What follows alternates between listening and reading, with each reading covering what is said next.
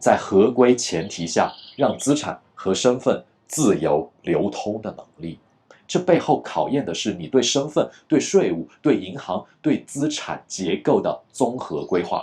這次事件不是結束，而是一個全新監管時代的開始。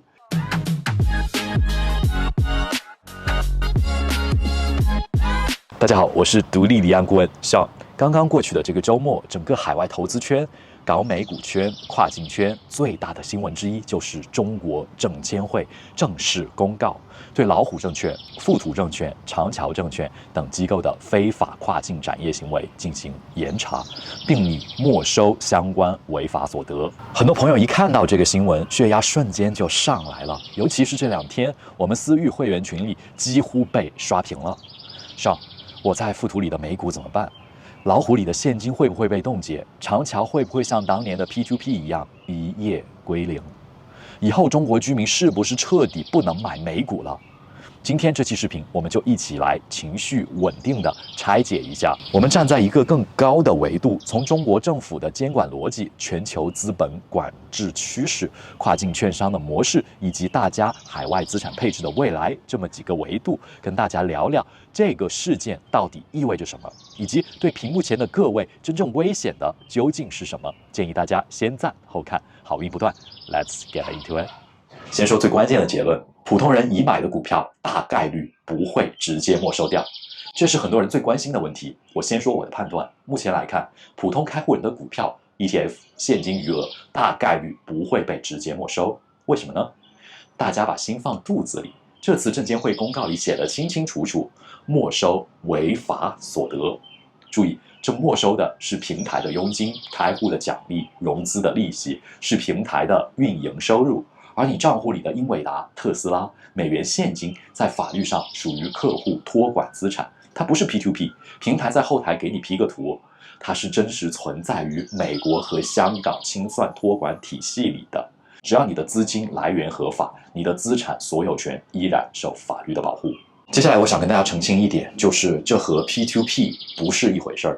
很多人一看到非法2個字，立馬 PTSD 發作，因為中國人過去10幾年經歷太多 P2P 非法集資、資金盤、加密幣交易所暴雷，所以大家本能就會聯想到是不是又清零了？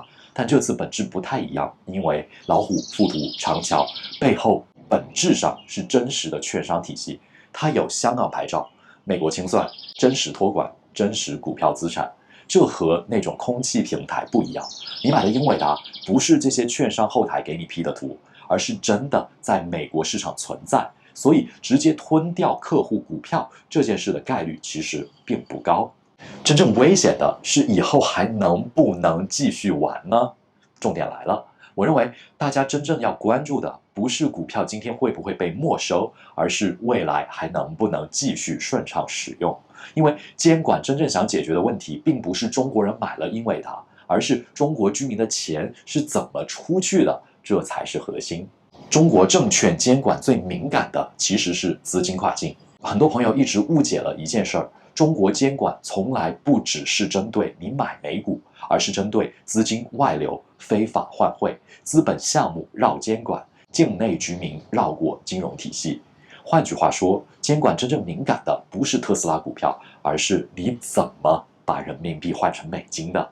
所以未來最大的變化可能是這些。我個人判斷，未來幾年大概率會逐步出現以下的趨勢：第一，越來越難開戶。其實這個已經發生了，以前大陸身份證、護照直接就能開，後來境外券商開始逐步限制。再後來，要求海外地址，甚至可能不接受大陸的手機號，不接受大陸的 IP 地址，不接受中國稅務居民，甚至要求海外長期居住證明，比如說馬來西亞第2家園、亞美尼亞的居留卡、加拿大的楓葉卡等等。大家會發現，未來境外居民和境內居民會被徹底的分開。第二，可能出現只許賣不許買，這在全球金融行業裡其實非常的常見，比如出現制裁、地區監管的變化、KYC 的升級，平台可能允許你平倉、提現、轉戶，但是不允許繼續新增交易。這在金融監管裡叫做 Position Close Only， 即僅限平倉模式，不是不讓你提錢，而是切斷增量。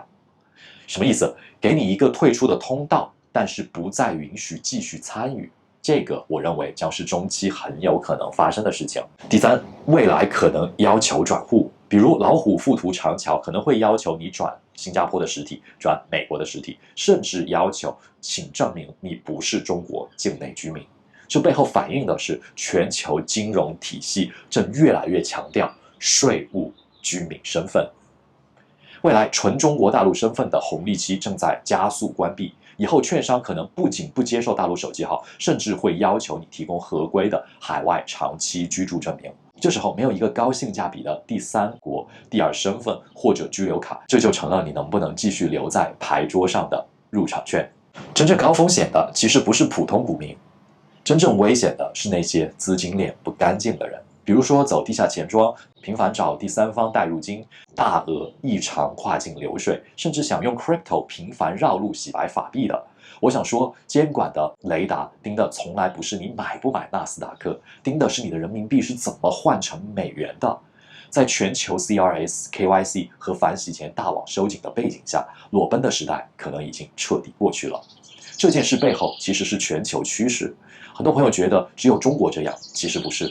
今天全球都在加強 KYC、CRS、AML 資金來源審查，不只是發生在中國，也包括中國香港特區、新加坡、阿聯酋、瑞士，全部都在收緊。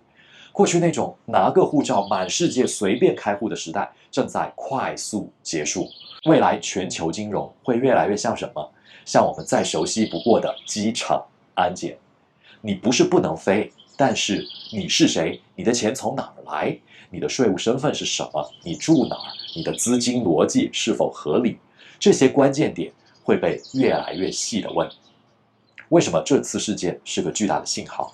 因為以前監管更多是那種風險提示，但這次立案調查、行政處罰，甚至依法沒收違法所得，全部都上來了。這說明監管層級已經明顯升級，而且注意一個重點：現在中國的大背景是匯率壓力、地緣金融壓力、外匯儲備安全、全球資本博弈，所以未來對跨境資金流動的管理只會越來越精細。我們普通人未來應該怎麼辦呢？我給大家幾個現實的建議：第一，不要恐慌。今天還遠沒到美股全部歸零的程度。第二，不要把雞蛋放在一個平台，多銀行、多券商開戶勢在必行。第三，不要搞高風險資金鏈路，特別是 crypto 法幣的互換鏈路。第四，如果你長期有海外資產配置的需求，你最終一定會走向身份、稅務、銀行、資產結構的整體規劃。未來真正的門檻已經不是會不會開戶，而是已經轉向你是不是一個全球合規的稅務居民。最後，我這麼多年的這麼多期視頻裡，其實一直在說一個趨勢：未來最貴的東西不是房子，不是黃金，甚至不是比特幣，而是在合規前提下讓資產和身份自由流通的能力。這背後考驗的是你對身份、对稅務、对銀行、对資產結構的綜合規劃。這次事件不是結束，而是一個全新監管時代的開始。如果你目前在岸和離岸都有一定規模的資產，或者未來有長期的跨境配置需求，別等通道徹底堵死才想起來要做規劃。如果你喜歡本期這種站在全球視角來看資產和身份的內容，歡迎訂閱順手牽羊，關注我，讓你全球都有人。我是Sean，我們下期見，拜拜。